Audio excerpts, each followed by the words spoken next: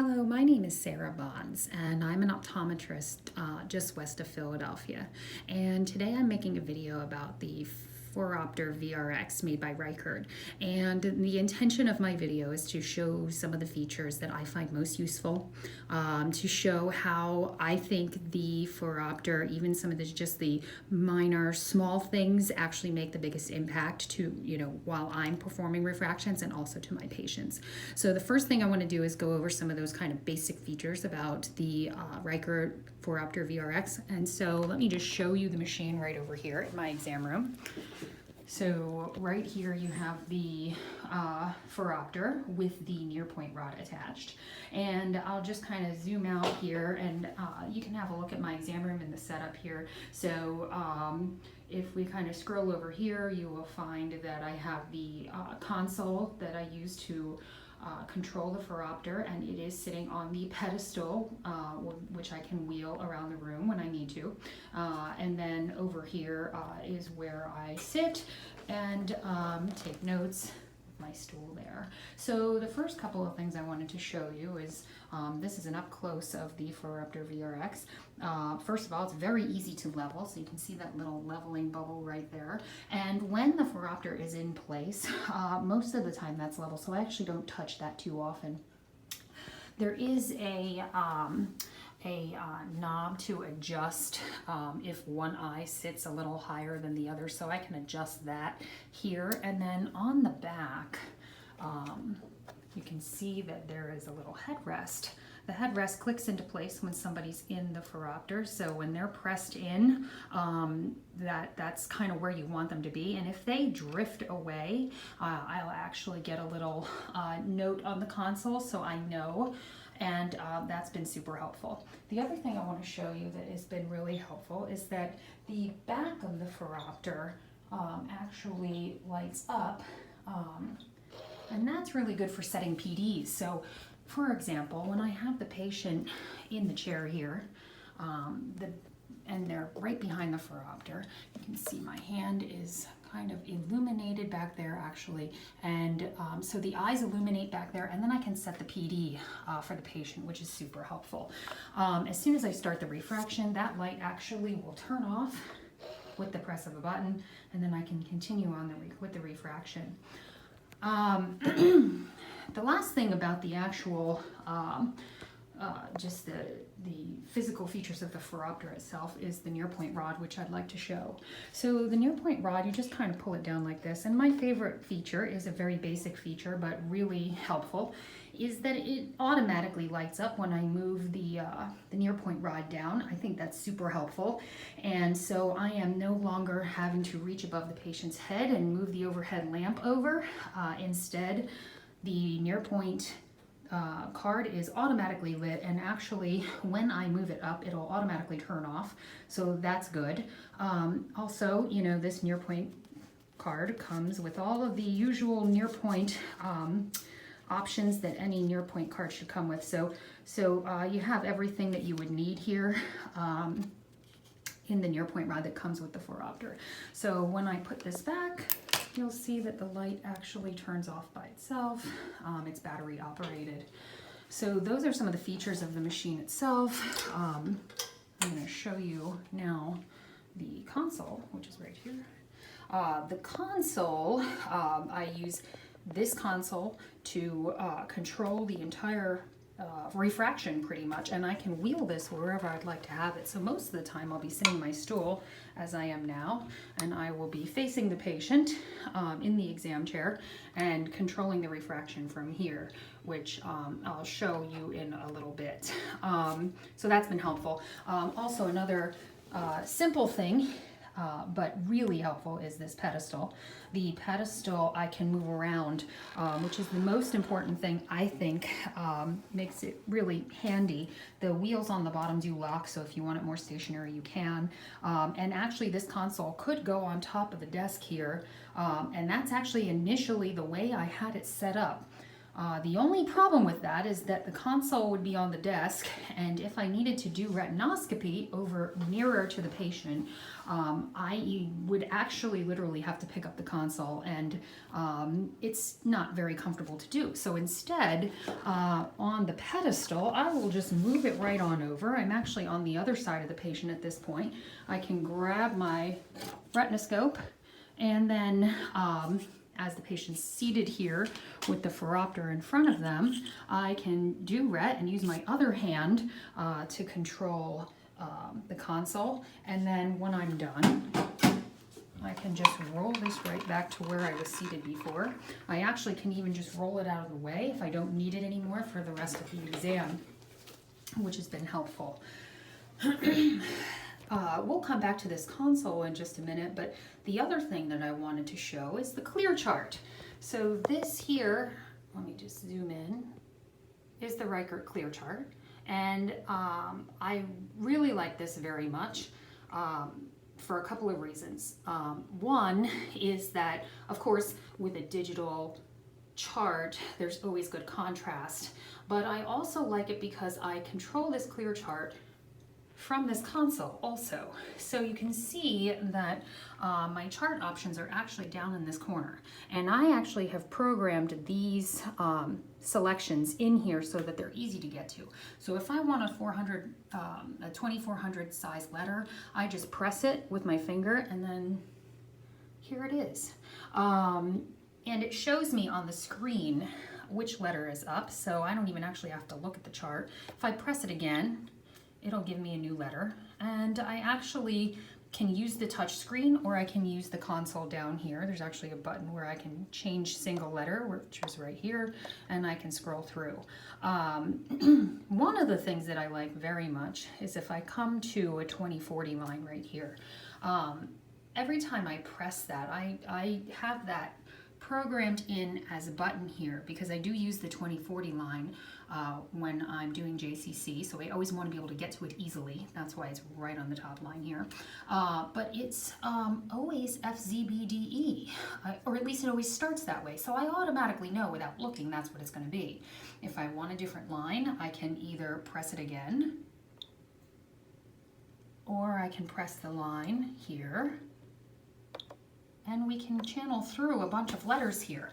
Now, the other thing that I like very much about this is that the letter sequence is always the same. So OHPNT it's always the same. It will just filter through these different sequences, but the sequence of each line is always the same. So SLFOK, I know that, so I sort of have a lot of the charts memorized. This is another frequent chart I like to use, basically when I'm just taking, initial visual acuities, and I can change the chart and when I'm testing one eye to the next. But you can see that those letter sequences are always the same, but they kind of move up and down the chart. So that's been very helpful. I used a chart, a digital chart before I actually got the Reichert Phoroptor VRx, and all of the letters were always random, so I never did know what was going to pop up there. And sometimes they're funny little sequences, but these are always the same, which I find to be super easy. So let's just say I had a patient who walked in, and I wanted to do the last manifest, or just even just like the entering refraction. So for example, a new patient, maybe their refraction was something like this. Okay, so let's say we put their glasses on the lensometer, and this is what we came in on. I would put that under the last manifest here because it's easy, and now it'll be programmed into the console here, and then I'll be able to toggle back and forth. So for now, let's just say this is the patient that walked in, and these are the glasses they bought elsewhere. It's a new person who has come into my exam room here, and this is the first time I'm seeing them. I'm putting this in. This also does interface, so if you have an auto lensometer, you can interface it here and it can automatically download into here. For now, I'm just keying it in. So the next thing that I would do is I'm going to do a subjective. Okay, so I'm just going to press this subjective button right down here. And I can start my subjective.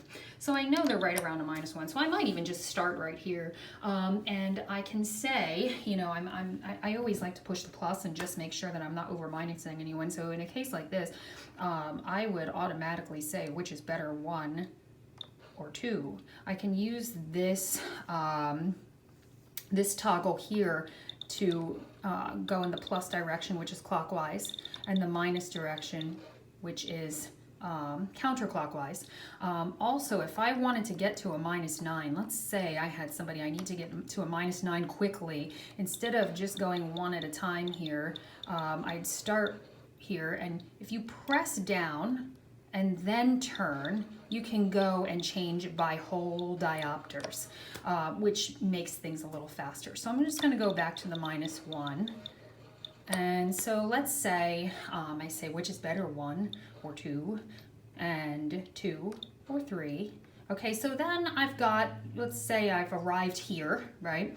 And I'm moving on to cylinder. Now, as you can see, I don't have anything programmed in here. So the way I would do that is to get to the cylinder, I can either use the touchscreen, and pretty much everything I can either use the touchscreen or I can use the buttons down here, and they're both equally, they both work equally. So I'm very comfortable doing both. And as I have become so comfortable with this instrument, I find myself kind of doing it both ways. So sometimes, so for example, if I've kind of arrived at this spherical correction, I'm ready to do cylinder, a lot of times I'll just press the C for cylinder right here. That brings me down to cylinder. Now, if I know that maybe we're starting around 180, I might just add a quarter here and just ask if that's better. Or if I really don't know what axis or what cylinder there is, then I actually want to start cross cylinder, which you can see there's a button for right here. So I'll press that cross cylinder button, and then I'll use this toggle here again. So if I just turn it clockwise once, I'll get choice 1 or choice 2. So we're really just checking the 90 and the 180. So let's say they said number 1 is better. I will press down on that button. That adds 50 right in there automatically at that 180. And I know everyone has their own little nuances with refraction, but in a case like this, if this were a real patient, I'd go straight back to that cylinder and just see if they need any more there before I worked on the axis. Depending on the patient, I might work on the axis first. That's obviously a personal preference. So I'll ask again, which is better, and we're going to watch here because you're going to see where I'm adding power. So I'm going to say which is better, and I'm going to clockwise it, say here, and say which is better here, number 1 or number 2. I just moved it clockwise to get to number 2 as the possibility. And let's say they say number 2, so I'm going to press that, and that was their answer. And then let's say we ask again, which is better, number 1 or 2? And let's say this time they chose number 1. So I'm just going to press it again, and we can decide if we're sticking with this 50 or not, or if we're going to drop it back to 25. Then I want to get on to the axis, so I'll press A for axis, and that brings us back. But I could have pressed on the screen right here. So you can see if I want to go back to cylinder and back to axis. So we're still doing our cross cylinder. I just turned this toggle button counterclockwise, and as you can see right here, that's choice 1 or choice 2. And let's say they say choice 2. I can press that. If you look down here, you'll see it says 5 degrees. So it's only, if I press that, because number 2 was their answer, it's only going to move at 5 degrees. And with a 50 sil, I want it to move more. So I could take it a couple more steps just by pressing the button, or I can press this button here and decide if I want 1 degree increments, 10 degrees, or 5. In a case like this, I probably would use 10. And so we're pretty far away from 180. Let's try it here. Which is better, 1 or 2? And let's say they say 1 pretty definitively. Then I'm going to keep it on 10. and maybe bring it back a little bit, or maybe not that far. And then I'm going to say again, which is better, 1 or 2, and let's say they say that's equal, so I'm just going to save it here. Okay, and then I might, then you can go back here. So I said, okay, we're out of we're out of cross cylinder right here. You can see I could press it and we could go back in if we wanted.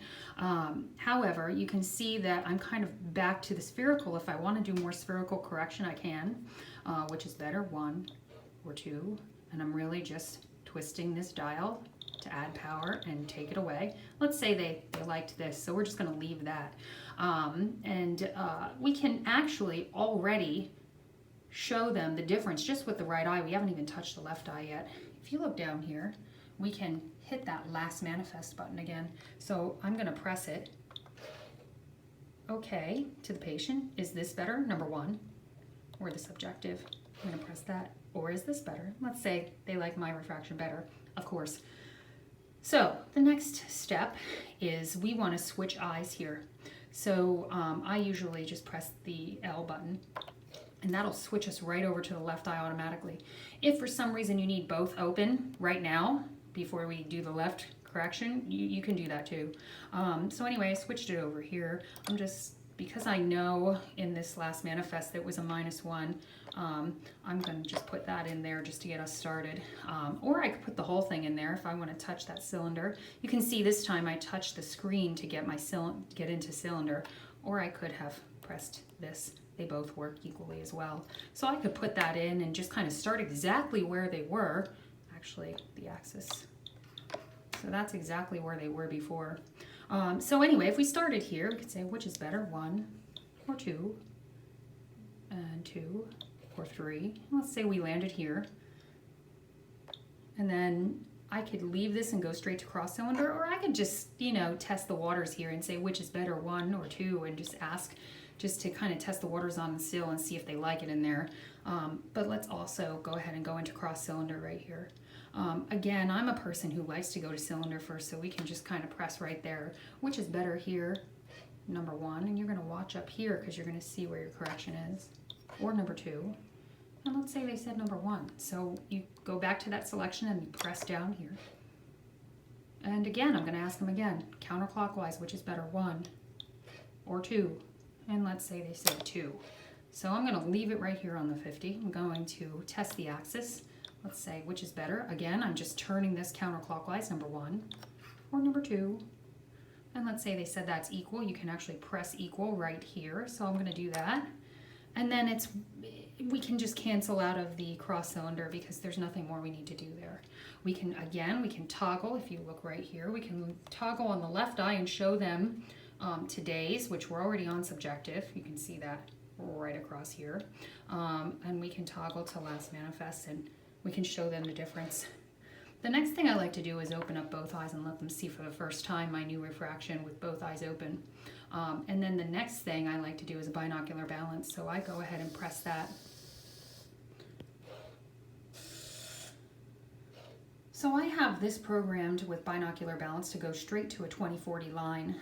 At this point in time, if we kind of look over at the Phoropter, these are the prism corrections that have come down into place here, and that is what is giving our patient here the double vision that it takes in order to do binocular balance. So right now the patient is seated here and seeing double, and they are seeing 2 of this 20/40 line. So I'll always ask which is better, and then from here we know that it's a +50 was already added automatically to do that binocular balance. So from here, if they say the bottom was better, I know that's the left eye. So I might just tap that, and they said the bottom's better, so I add a quarter there. And let's say they're equal here. So what we do is press the equal button. And here we are. We're going to slowly add in a little minus just to make sure that we kind of get to our end point. So I would say which is better, 1, and then turn this counterclockwise, or 2. And let's say they say 2. And then I say, well, which is better now, 2 or 3? And they say 3, and I say, okay, save. At this point, I'm going to have them read the 2020 line. I even have a 2015 line saved on my favorite charts here, so I could even press that. This is the 2015 line that they're seeing. I'll just show you that on the clear chart. Oh, very hard to see. but it's there. So here we are, and then I can get back to my regular chart, and I call it my regular chart because it's the one I use the most often. I just press that, and then I have my 2030, 2025, and 2020 lines here.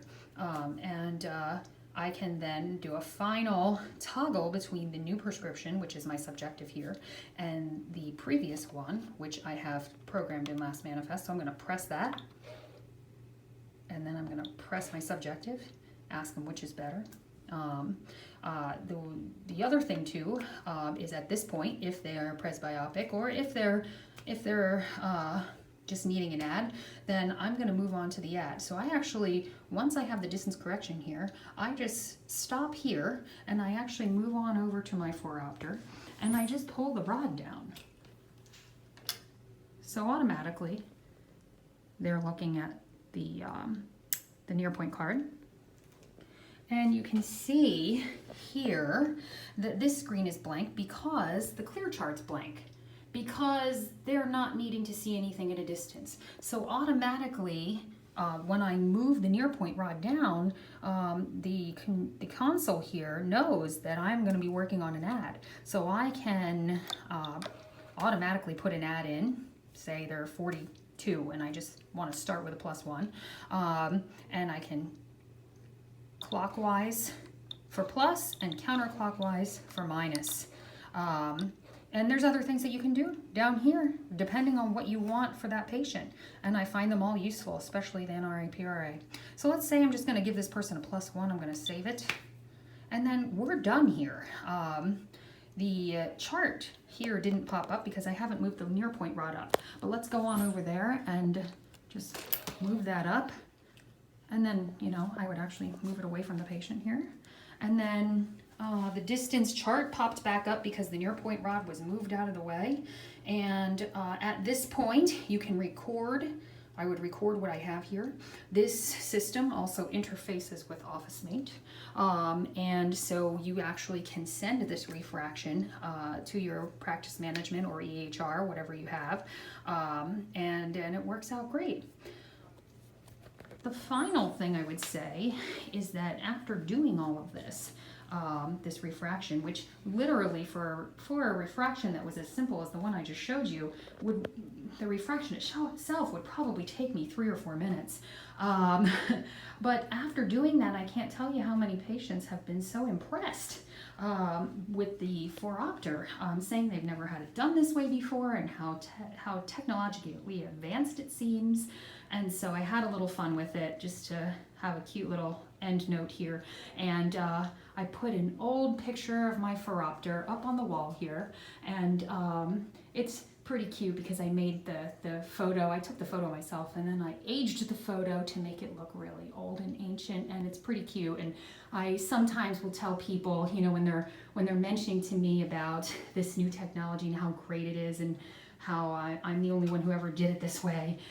Sometimes, you know, I'll direct their attention to a picture of the old one, and we kind of chuckle a little bit about that. But I do have to say that this has been a great addition to my practice. I actually have one in my other exam room also. And not only has it made my life easier, but it's been a really good impression on my patients. And as everyone knows, that really is the ultimate satisfaction is when we have happy patients. So thank you for your time. I appreciate it, and take care.